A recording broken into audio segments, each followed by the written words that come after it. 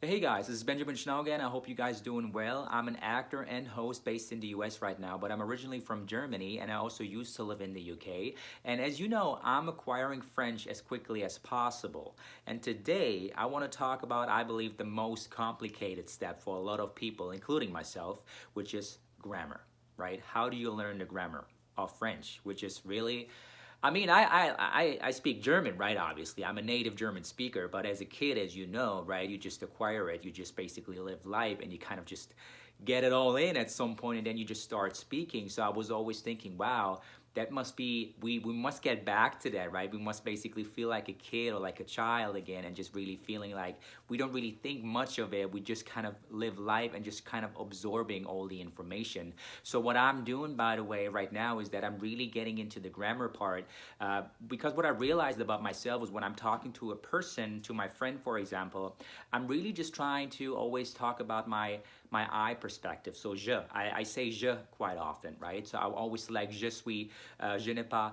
So I always say je quite often. So because I feel more comfortable saying that, but now obviously the next step should be to also really get the tu, the il est, on, the nous, vous, or il est, right? So that's really something where you have to kind of change the verb, right? And there's so many different forms in French that you just have to kind of get into your system. And there's really something that I'm trying to do. What I'm doing right now is, again, I'm just watching those shows extra, for example, and really pay very close attention to when they say il, when they say elle, when they say je, tu, on, and what is the verb that they use.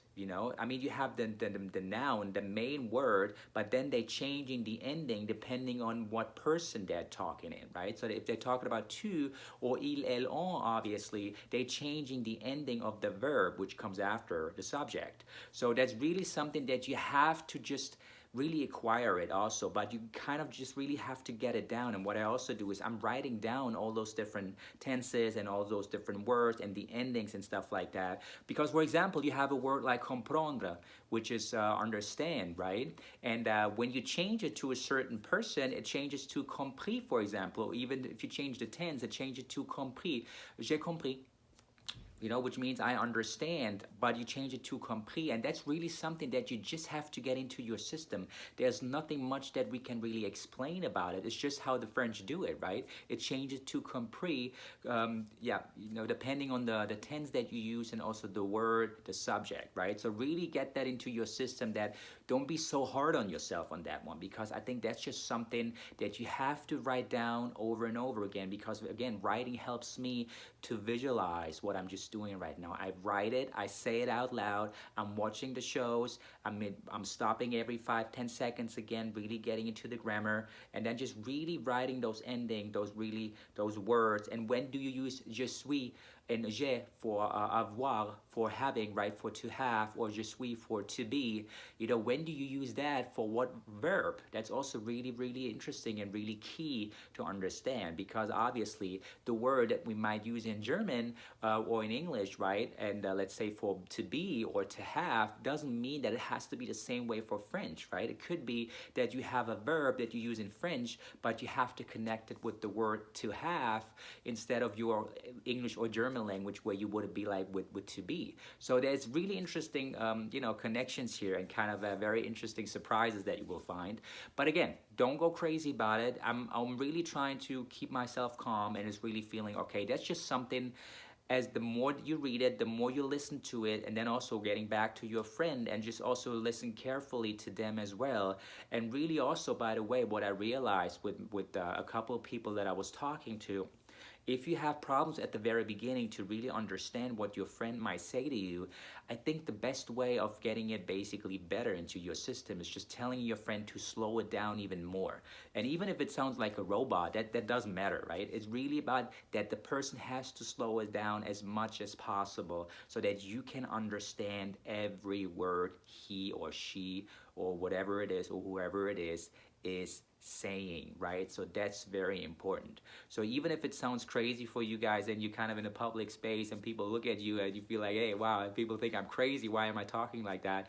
That's definitely fine. It's just really about to slowly but surely get it into your system, right? And then again, write down all those grammar things, right? It's just something that you have to read over and over again and just really use it. You know, you read it, you say it out loud, you write it, and then you say it, and then you talk to a friend about it over and over again. And if God, by the way, guys, all the steps that we talked about, they don't work without repetition. I'm just saying that. It doesn't mean that just because you do step one for one day that you're going to have it fulfilled, that is basically over with step one. You always have to go back to those steps, by the way, right? So it's always about repetition, all those steps. Just because you finished one step doesn't mean that you shouldn't do it again, right? So just keep that in mind. I had a couple people reaching out to me asking, so Ben, when can I start with step two? And by the way, that's completely up to you. If you feel ready starting watching those shows because you feel like, hey, I have a certain amount of words in my mind right now, let me try to watch the first episode and just do it, and you will realize yourself very quickly if it's ready for you, right? Or if you are ready for the show. If not, go back to step number one, right? And just take a little bit more time. But again, always come back to those steps. Every time, come back to those steps. It's kind of a process that's always repeating itself, right? It's very, very important. So keep that in mind, guys.